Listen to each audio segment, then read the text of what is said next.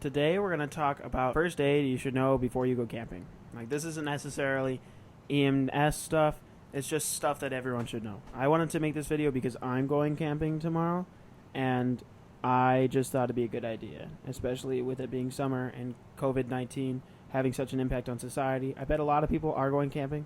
If you're not, you should. It's fun. So we're going to address things that you need to know before you do if you'd like to be of help in emergencies. So this will be very basic. The first thing we need to know, if you haven't watched any of the other videos, is blood is liquid oxygen, right? If they are losing blood, stop it. Because what do they do without oxygen? You guessed it, right? So you have to retain that oxygen. Stop the bleeding. Put pressure on it. If the pressure doesn't work, wrap a tourniquet around you. Don't let the word tourniquet scare you. Basically just a belt that you wrap around them and tighten, okay? If you've got nothing else, a belt will work. If you've got nothing else, a cloth will work. You can make a tourniquet out of anything. The next thing we should address is infection. If you get a cut or something in the forest and leave it open, even if it's sealed, you're risking infection. So don't. Cover it, clean it, cover it, clean it, cover it, and clean it.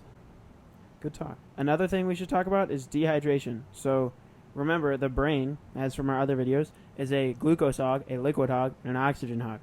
If you don't have any of those things, you're going to get hallucinations. If the person's getting hallucinations, if your friend is getting hallucinations, the first thing you should check is their water, glucose, and oxygen. And when you've been with them camping, that's not very hard, right? Like, you don't have to have a glucometer. If your friend hasn't eaten in 2 days, I bet it's his glucose, right? And the same thing goes with water. As we were talking about earlier, dehydration.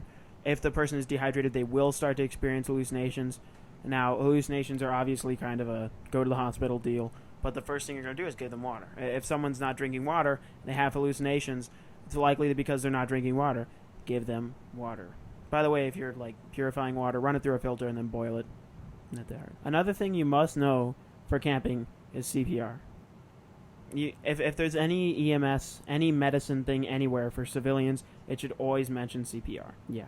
Because that's a huge part of the survival chain of a cardiac arrest and a number of other things is CPR. If you, the civilian, are doing CPR, we as professionals have a far better success rate at helping that patient. So no CPR. I, of course, can't teach you CPR super well through this format, but I'll explain it. So basically you have your sternum here, right? Your sternum has 3 parts: body, manubrium, zygomatic process.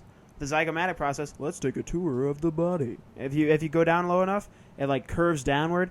Don't hit it. Don't. Right? The zygomatic process is like an arrow of bone. And if you hit it and it breaks, then you just stab them in the heart. I'm so funny. I knew I was going to put that edit in before I put it in, just for the record. You have to make sure that you feel the zygomatic process. You put your fingers there and you go a couple inches up, and then you start thumping it on the chest. Fingers intertwined, thump on the chest. 2 inches deep on adults, 30 times. 2 rescue breaths. That's about all I can do for you over camera. But you should take CPR classes or learn how to do CPR. Good thing to do in general. The hands-on helps a lot. Another thing we should mention is allergic reactions. So if I would always take diphenhydramine camping with you. Always. Because you never know when someone's going to be allergic to something. And everyone has diphenhydramine in their house. Oh, that means Benadryl, for those of you that aren't big brain. If you have one, bring an EpiPen. Diphenhydramine is an antihistamine, so it's used to treat allergic reactions. So if someone is introduced to a new substance in the wild, they start breaking out into hives, etc., slap them with that diphenhydramine. 25 to 50 milligrams. Not too much or they'll have a seizure.